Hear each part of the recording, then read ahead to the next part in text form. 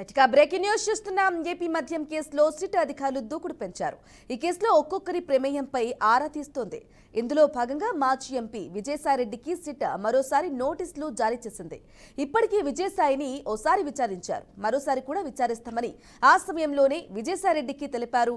అయితే తాజాగా జారీ నోటీసులో ఇక ఈ నెల 12న ఉదయం 10 గంటలకు విచారణకు హాజరు కావాలని ఆదేశించారు.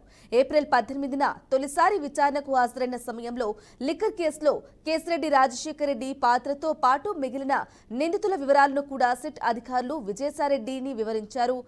ఇక అయితే అనూహ్యంగా మరోసారి విజయసాయిరెడ్డికి నోటీసులు జారీ చేశారు.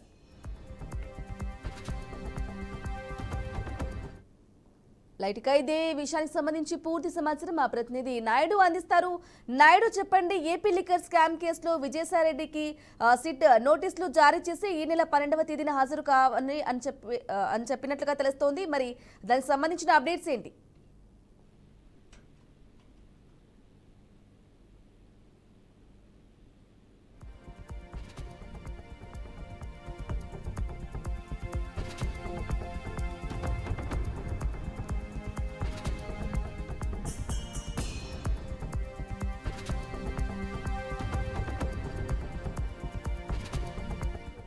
లిక్కర్ స్కామ్ కి సంబంధించి అయితే మాత్రం పెద్ద తలకాయలన్నీ కూడా ఒకటి బయటకు వస్తున్న పరిస్థితి అయితే మనకి కనిపిస్తుంది. ప్రధానంగా చూసుకున్నట్టయితే కనుక ఇప్పటికే ఈ మద్యం కుంభకోణంకు సంబంధించి 40 ఎఫ్ఐఆర్లు 40 మంది పేర్లు అయితే కూడా ఇందులో నమోదు చేసిన పరిస్థితి కూడా కనిపిస్తుంది. అయితే ఇందులో ప్రధానంగా చూసుకున్నట్టయితే A5 గా ఉన్నటువంటి విజయసాయిరెడ్డి, మాజీ ఎంపీ అయినటువంటి విజయసాయిరెడ్డి పేరు అయితే ప్రధానంగా కూడా దీనిలో నమోదు చేసిన పరిస్థితి అయితే ఉంది. ఈ నేపథ్యంలోనే ఇప్పటికే గతంలోనే విజయసాయిరెడ్డిని కూడా ఏదైతే సిట్ అధికారులు అయితే కనుక వీళ్ళు తీసుకొచ్చిన పరిస్థితి అయితే కనిపిస్తుంది. ఈ నేపథ్యంలోనే రేపు ఉదయం 10 గంటలకి ఇక్కడ సిట్ కార్యాలయానికి విజయవాడ నుండి సిట్ కార్యాలయానికి హాజరు కావాలంటూ కూడా విజయసాయిరెడ్డికి అయితే కనుక నోటీసులు జారీ చేసిన పరిస్థితి కూడా కనిపిస్తుంది. అయితే గతంలో విజయసాయిరెడ్డి తాను చెప్పినట్టుగా మొత్తం ఇందులో నేను కేవలం ఒక విజిల్ బ్లోయర్ మాత్రమే అంటూ కూడా చెప్పుకొచ్చిన పరిస్థితి అయితే మనకి కనిపిస్తూ ఉంది. అదేవిధంగా గతంలో విజయసాయిరెడ్డిని విచారించినప్పుడు కొన్ని మాత్రమే చెప్పారు. మళ్ళీ నోటీసులు ఇవ్వడం ద్వారా అయితే కనుక మళ్ళీ పూర్తి స్థాయిలో విచారణను మరింత వేగవంతం చేసేందుకు, అదేవిధంగా మరిన్ని ప్రశ్నలు సంధించేందుకు కూడా అవకాశం ఉందంటూ కూడా చెప్తున్నారు. అదేవిధంగా ఏదైతే రాజ్ కసిరెడ్డి ప్రధాన కారణంగా ఉన్నటువంటి రాజ్ కసిరెడ్డి పాత్రపై అయితే కూడా ఇందులో కూడా కీలకంగా వ్యవహరించిన నేపథ్యంలో రాజ్ కసిరెడ్డి విజయసాయిరెడ్డి పేరు చెప్పడంతో అయితే కనుక దీనిలో వ్యవహారం అంతా కూడా బయటకు వచ్చినట్టుగా కూడా మనకి తెలుస్తుంది. ప్రధానంగా ఏదైతే విజయసాయిరెడ్డి పేరు ఎఫ్ఐఆర్ లో నిందితుడిగా సిట్ చేర్చిన తర్వాత అయితే కనుక ఇటు కాకినాడ పోర్టు వాటాల కేసులో కావచ్చు, అదేవిధంగా దీనిలో కూడా సిఐడి విచారణకు హాజరైన సమయంలో కూడా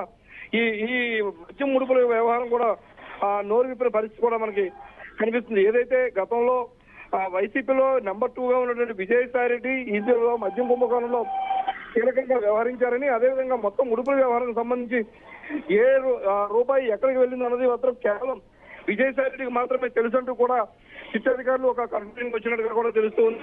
మొత్తం ఓవరాల్ గా చూసినట్టయితే కనుక ఈ కేసులో అయితే 40 మంది వరకు కూడా అరెస్ట్ అయిన నేపథ్యంలో మొత్తం ఒకరిగా విచారిస్తున్న పరిస్థితి అయితే కనిపిస్తుంది. ఇప్పటికే ఈ కేసులో 11 మంది నిందితులను సిట్ అధికారులు అరెస్ట్ చేసిన పరిస్థితి కూడా ఉంది. అయితే త్వరలోనే ప్రాథమిక ఛార్జ్ షీట్ కూడా కోర్టులో దాఖలు చేసేందుకు సిట్ అధికారులు సిద్ధంగా ఉన్నట్టుగా కూడా కనిపిస్తుంది బ్రాహ్మణి. అయితే నాయుడు చెప్పండి, ఇక అంటే ఆయన గతంలో కూడా అంటే మొన్న కూడా హాజరయ్యారు ఏపీ లిక్కర్ స్కామ్ కేసుకు సంబంధించి. మళ్ళీ ఒకసారి కూడా విచారణకు రావాలంటూ సిట్ కూడా నోటీసులు పంపించడం, దాని వెనుక ఉన్న ఆంతర్యం ఏమంటారు, ఏమనుకోవాలంటారు?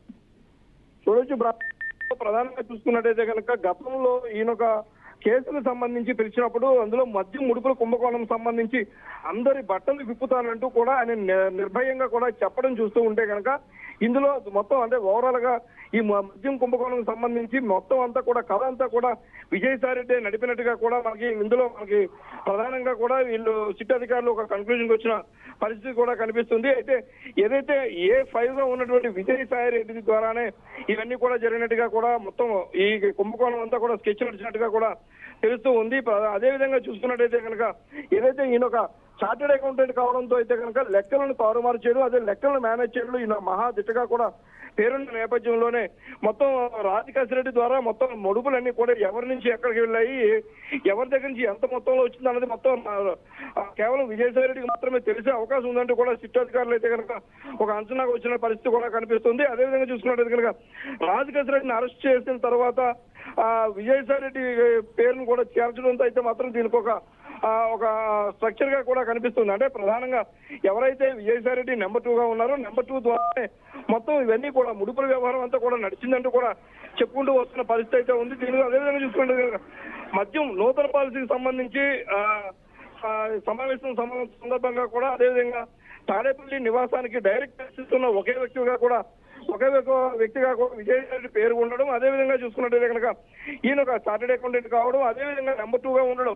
ఇవన్నీ కూడా ఓవరాల్ గా చూసుకున్నట్టయితే కనుక మొత్తం ఇదంతా ఒక ఫ్రేమ్ లో చూసినట్లయితే కనుక విజయసాయి రెడ్డి పాత్ర కీలకంగా కూడా ఉన్నట్టుగా కూడా తెలుస్తుంది. అయితే గతంలో విచారించినప్పుడు మాత్రం కొన్ని విషయాలు మాత్రమే బయట పెట్టారు, మరిన్ని వివరాలు అయితే కనుక ఇంకా దాచిపెట్టారని ఒక అంచనాకు వచ్చినట్టుగా కూడా తెలుస్తుంది. అదేవిధంగా అరెస్టుల పర్వం కొనసాగుతున్న నేపథ్యంలో ఎవరైతే వైఎస్ జగన్మోహన్ రెడ్డి పిఏ కావచ్చు, అదేవిధంగా చూసుకుంటే కనుక మిగతా వ్యక్తులను అరెస్ట్ చేయడంతో అయితే కనుక వాళ్ళు ఇచ్చిన సమాచారంతో అయితే మాత్రం విజయసాయి రెడ్డి వద్ద ఇంకా వేరే సమాచారం ఉంది.